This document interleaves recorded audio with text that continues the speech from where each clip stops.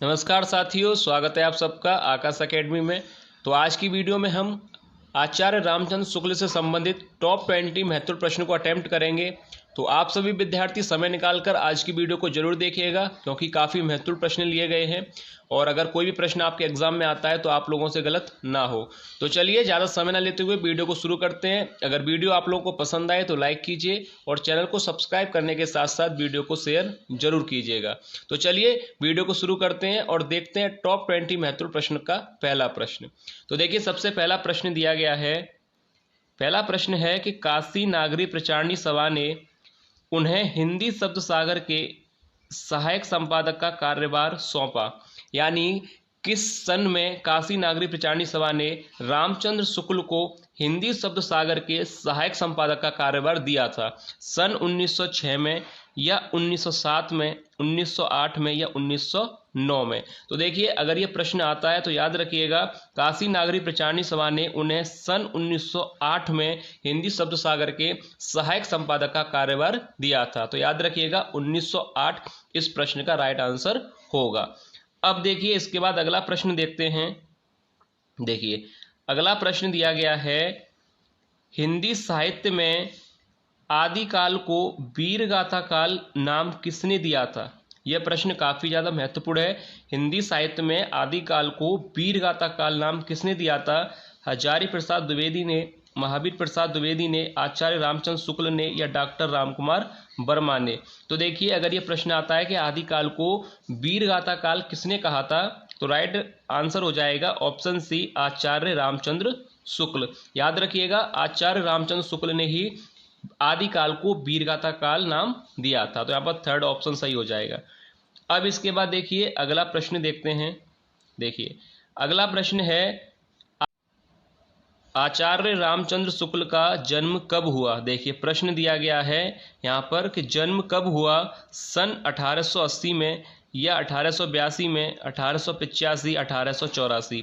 तो देखिए, अगर आपने इनकी जीवन परिचय को पढ़ा होगा तो रामचंद्र शुक्ल का जो जन्म हुआ था वह हुआ था 1884 में। याद रखिएगा, 1884 में रामचंद्र शुक्ल का जन्म हुआ था। क्योंकि जन्म पर आधारित प्रश्न पूछा जाता है, इसलिए जन्म को आपको अच्छी तरह से याद रखना है कि जन्म कब हुआ था। तो आचार्य रामचंद्र शुक्ल का जन्म 1884 में हुआ था। याद रखिएगा, ऑप्शन डी यहाँ पर राइट आंसर होगा। अब इसके बाद देखिए, अगला प्रश्न देखते हैं। देखिए, अगला प्रश्न यहाँ पर दिया गया है, आचार्य रामचंद्र शुक्ल का जन्म कहाँ हुआ? जन्म कहाँ हुआ? Option A Jaunpur, B Varanasi, C Basti या ऑप्शन डी सतारा?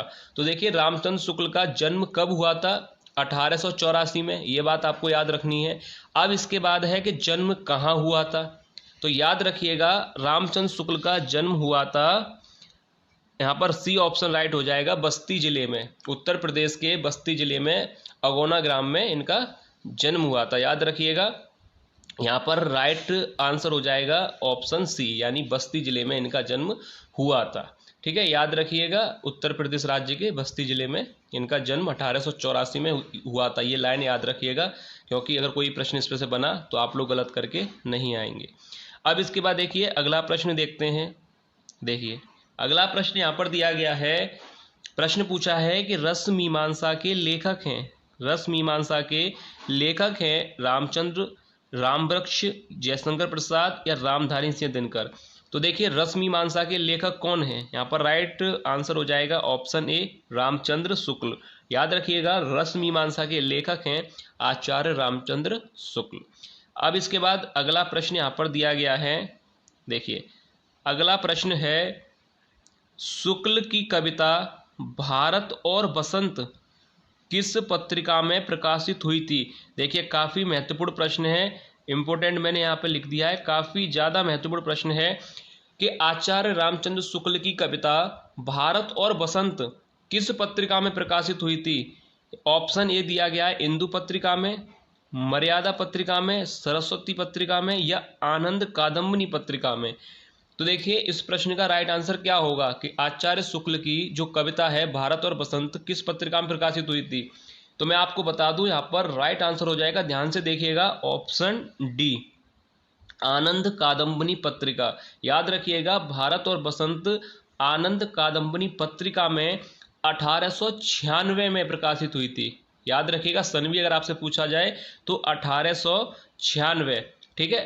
भारत और बसंत किस पत्रिका में प्रकाशित हुई थी? आनंद कादम्बनी में, सन 1896 में। इसलिए आप पूरा याद इसको नोट कर लीजिए।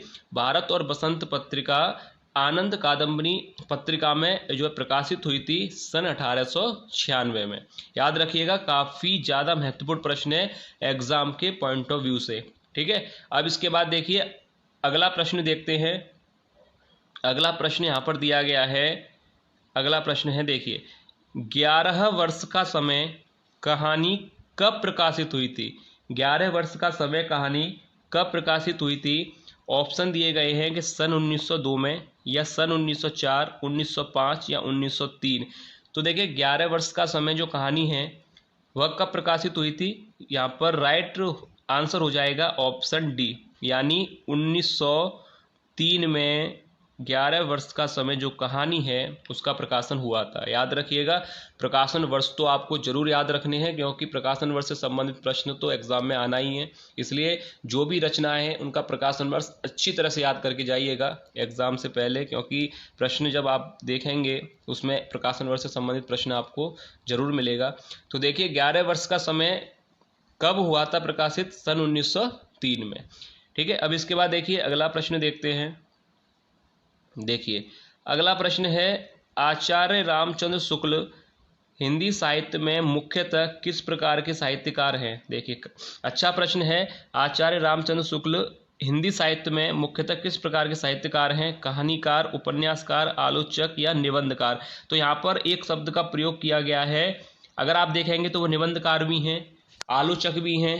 तो यहाँ पर एक आप शब्द देखिए, मुख्यतः दिया गया है। यहाँ पर मुख्यतः किस प्रकार के साहित्यकार हैं? तो यहाँ पर राइट आंसर हो जाएगा सी, आलोचक। याद रखिएगा, आचार्य रामचंद्र शुक्ल हिंदी साहित्य में मुख्यतः किस प्रकार के साहित्यकार हैं? यहाँ पर सी राइट हो जाएगा, आलोचक। अब इसके बाद देखिए अगला प्रश्न देखते हैं। देखिए अगला प्रश्न यहाँ पर दिया गया है, रामचंद्र शुक्ल का चिंतामणि भाग 1 प्रथम विचार वीथी नाम से कब प्रकाशित हुआ था? देखिए काफ़ी ज़्यादा महत्वपूर्ण प्रश्न है कि रामचंद्र शुक्ल का चिंतामणि भाग 1 विचार वीथी नाम से कब प्रकाशित हुआ था? ये प्रश्न आप पहले इस पर भी मैं इम्पोर्टेंट लिख दूं, ये भी प्रश्न काफ़ी अच्छा प्रश्न है एग्जाम के लिए कि विचार वीथी नाम से कब प्रकाशित हुआ था चिंतामणि भाग 1? सन 1930 में, या 1940, 1939 या 1935 में? तो देखिए इस प्रश्न का जो राइट आंसर हो जाएगा ऑप्शन ए, 1930 में। याद रखिएगा, रामचंद्र शुक्ल का चिंतामणि भाग 1 विचार वीथी नाम से प्रकाशित हुआ था पहले, तो वह हुआ था सन 1930 में। ठीक है, याद रखिएगा, इस प्रश्न का राइट आंसर हो जाएगा ऑप्शन ए। अब इसके बाद देखिए अगला प्रश्न देखते हैं। देखिए अगला प्रश्न है, जायसी ग्रंथावली का संपादन किसने किया? मैथिली शरण गुप्त ने, जयशंकर प्रसाद, आचार्य रामचंद्र शुक्ल या रामवृक्ष बैनीपुरी? तो देखिए इस प्रश्न का जो राइट आंसर हो जाएगा कि जायसी ग्रंथावली का संपादन किसने किया था? रामचंद्र शुक्ल ने, यानी ऑप्शन सी यहाँ पर सही हो जाएगा। रामचंद्र शुक्ल ने जायसी ग्रंथावली का संपादन किया था। अब इसके बाद देखिए अगला प्रश्न देखते हैं। देखिए अगला प्रश्न यहाँ पर दिया गया है, भ्रमर गीत सार ग्रंथावली का संपादन किसने किया था? देखिए प्रश्न काफ़ी महत्वपूर्ण प्रश्न है। भ्रमर गीत सार ग्रंथावली का संपादन किसने किया था? आचार्य रामचंद्र शुक्ल ने, रामधारी से दिनकर ने, रामवृक्ष बैनीपुरी ने या जयशंकर प्रसाद ने? तो यहाँ पर इस प्रश्न का राइट आंसर हो जाएगा ऑप्शन ए, आचार्य रामचंद्र शुक्ल ने भ्रमर गीत सार ग्रंथावली का संपादन किया था। इससे पहले जो प्रश्न था उसमें था जायसी ग्रंथावली, वह भी आचार्य रामचंद्र शुक्ल ने ही संपादित की थी, और भ्रमर गीत सार ग्रंथावली भी आचार्य रामचंद्र शुक्ल ने ही संपादन किया है। अब इसके बाद देखिए अगला प्रश्न देखते हैं। देखिए अगला प्रश्न दिया गया है, शुक्ल ने हिंदी साहित्य का इतिहास कब लिखा था? शुक्ल ने हिंदी साहित्य का इतिहास कब लिखा था? 1923 में, 1929 में, 1925 या 1927? तो इस प्रश्न का राइट आंसर हो जाएगा, कब लिखा था हिंदी साहित्य का इतिहास? यहाँ पर राइट आंसर हो जाएगा ऑप्शन बी, 1929 में, याद रखिएगा 1929 में हिंदी साहित्य का इतिहास जो है ग्रंथ लिखा था। याद रखिएगा, काफ़ी महत्वपूर्ण प्रश्न लिए गए हैं वीडियो में, तो वीडियो को एंड तक जरूर देखिएगा और वीडियो अगर आपको पसंद आए तो लाइक जरूर कीजिए। अब इसके बाद देखिए आगे यहाँ पर प्रश्न दिया गया है। देखिए प्रश्न है, इनका एक एक दोहा साहित्य का एक एक रत्न माना जाता है, शुक्ल ने किनके विषय में कहा है? आचार्य रामचंद्र शुक्ल ने किनके विषय में यह कहा है कि इनका एक एक दोहा साहित्य का एक एक रत्न माना जाता है? किसके विषय में कहा है? तुलसीदास के, सूरदास, बिहारी या गिरधर कविराय? तो देखिए यह कथन जो है किसके विषय में कहा था? शुक्ल जी ने। तो इसका राइट आंसर हो जाएगा ऑप्शन सी, याद रखिएगा बिहारी। इनके लिए कहा था कि इनका एक एक दोहा जो है साहित्य का एक एक रत्न माना जाता है। तो ये कथन भी इम्पोर्टेंट है और इसके साथ साथ ये प्रश्न भी काफ़ी ज़्यादा महत्वपूर्ण है। ठीक है, तो याद रखिएगा, अगर ये कथन आता है कि इनका एक एक दोहा साहित्य का एक एक रत्न माना जाता है, आचार्य शुक्ल ने किनके विषय में कहा था, तो ऑप्शन सी यहाँ पर दिया गया है बिहारी, यहाँ पर सही हो जाएगा राइट आंसर। ठीक है, अब इसके बाद देखिए आगे देखते हैं, अगला प्रश्न यहाँ पर दिया गया है। देखिए अगला प्रश्न काफ़ी ज़्यादा महत्वपूर्ण प्रश्न है कि रामचंद्र शुक्ल ने द यूनिवर्स का हिंदी अनुवाद किस नाम से किया? देखिए ये भी प्रश्न काफ़ी महत्वपूर्ण है। मैंने वीडियो की स्टार्टिंग में ही आपसे कहा था कि जो वीडियो बनाई जाती है उसमें काफ़ी महत्वपूर्ण प्रश्न लिए जाते हैं। तो देखिए यहाँ पर यह भी प्रश्न कितना महत्वपूर्ण है कि रामचंद्र शुक्ल ने द यूनिवर्स का हिंदी अनुवाद किस नाम से किया था? कल्पना का आनंद, रसमीमांसा, चिंतामणि या विश्व प्रपंच? तो देखिए इस प्रश्न का जो राइट आंसर होगा यहाँ पर राइट हो जाएगा ऑप्शन डी, यानी विश्व प्रपंच। याद रखिएगा, रामचंद्र शुक्ल ने द यूनिवर्स का हिंदी अनुवाद किया था विश्व प्रपंच नाम से। ठीक है, यहाँ पर ऑप्शन डी राइट होगा। अब इसके बाद आगे देखते हैं, प्रश्न दिया गया है। प्रश्न है कि आचार्य रामचंद्र शुक्ल की एकमात्र कहानी है लाल पान की बेगम, 11 वर्ष का समय, चिंतामणि या रसमीमांसा? तो इस प्रश्न का राइट आंसर क्या होना चाहिए कि आचार्य रामचंद्र शुक्ल की एकमात्र कहानी कौन सी है? लाल पान की बेगम या 11 वर्ष का समय या चिंतामणि या रश्मिमांसा? तो देखिए इस प्रश्न का राइट आंसर हो जाएगा, अगर कहानी की बात हो रही है तो ऑप्शन बी ही राइट होगा, क्योंकि 11 वर्ष का समय कहानी है और रामचंद्र शुक्ल इसके रचनाकार हैं। तो यहाँ पर ऑप्शन बी ही सही हो जाएगा, 11 वर्ष का समय। इसके बाद अगला प्रश्न दिया गया है। अगला प्रश्न है कि चिंतामणि का प्रकाशन वर्ष, चिंतामणि का प्रकाशन वर्ष है, अगर बात की जाए सन 1935, सन 1936, सन 1937 या सन 1939, तो किस सन में चिंतामणि का प्रकाशन हुआ था? तो यहाँ पर राइट आंसर हो जाएगा ऑप्शन डी, याद रखिएगा 1939 में। ठीक है, याद रखिएगा 1939 में चिंतामणि का प्रकाशन हुआ था। अच्छा प्रश्न है एग्जाम के लिए। इसके बाद देखिए अगला प्रश्न यहाँ पर दिया गया है, चिंतामणि के संपादक कौन हैं? डॉक्टर कुसुम चतुर्वेदी, डॉक्टर ओम प्रकाश सिंह, आचार्य रामचंद्र शुक्ल या डॉक्टर नामवर सिंह? तो देखिए चिंतामणि के संपादक कौन हैं, यहाँ पर राइट आंसर हो जाएगा सी, रामचंद्र शुक्ल। आचार्य रामचंद्र शुक्ल जो है चिंतामणि के संपादक हैं। अब इसके बाद देखिए आगे यहाँ पर प्रश्न दिया गया है। देखिए आगे प्रश्न पूछा है कि रामचंद्र शुक्ल के चिंतामणि भाग 1 में निबंधों की कुल संख्या है। देखिए ये प्रश्न भी कितना महत्वपूर्ण प्रश्न है। प्रश्न पूछा गया है कि रामचंद्र शुक्ल के चिंतामणि भाग 1 में निबंधों की कुल संख्या कितनी है? 20, 17, 16 या 15? तो देखिए कुल निबंधों की अगर बात की जाए तो भाग 1 में अगर आप देखें तो पहले भाग में जो निबंधों की कुल संख्या है वह है 17, यानी 17 निबंध हैं। तो यहाँ पर राइट हो जाएगा ऑप्शन बी, 17 निबंध। याद रखिएगा भाग 1 की बात हो रही है, यहाँ पर भाग 1 में कुल निबंधों की संख्या 17 है। इसके बाद देखिए आगे यहाँ पर प्रश्न दिया गया है। देखिए आगे प्रश्न दिया गया है, चिंतामणि भाग 3 के संपादक कौन हैं? यहाँ पर दिया गया है ऑप्शन डॉक्टर कुसुम चतुर्वेदी, डॉक्टर ओम प्रकाश सिंह, आचार्य रामचंद्र शुक्ल या डॉक्टर नामवर सिंह? तो अगर बात की जाए चिंतामणि भाग 3 की, तो उसके संपादक कौन है? तो राइट आंसर हो जाएगा option D, doctor Namvar Singh है। ठीक है, याद रखिएगा ऑप्शन डी यहाँ पर राइट होगा। अब इसके बाद देखिए अगला प्रश्न देखते हैं, जो कि आज की वीडियो का लास्ट प्रश्न है। देखिए लास्ट प्रश्न दिया गया है कि रामचंद्र शुक्ल का निधन कब हुआ था? सन 1935 में, 1940 में, 41 में या 1942 में?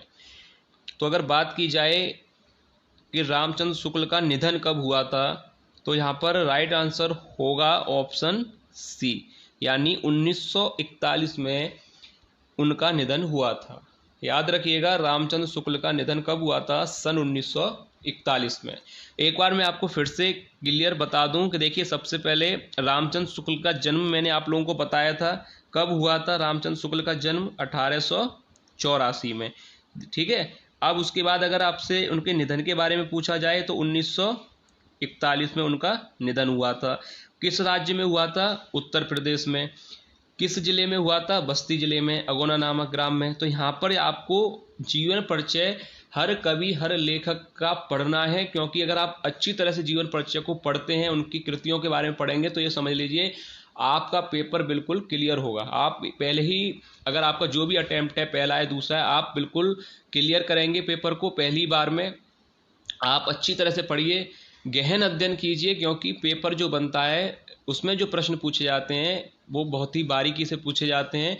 तो इसलिए आपको जो जीवन परिचय दे रखे होते हैं, तो आपको जीवन परिचय अच्छी तरह से पढ़ने हैं, हर कवि के हर लेखक के, उनके जन्म स्थान, मृत्यु, कृतियाँ, रचनाएं जो भी हैं सबको अच्छी तरह से आपको पढ़ना है।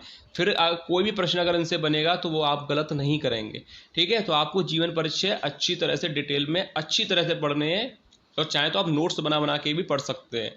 ठीक है, तो आप जरूर पढ़िएगा जीवन परिचयों को, क्योंकि उनसे प्रश्न बनेगा, इसलिए आप लोग अच्छी तरह से अध्ययन कीजिएगा।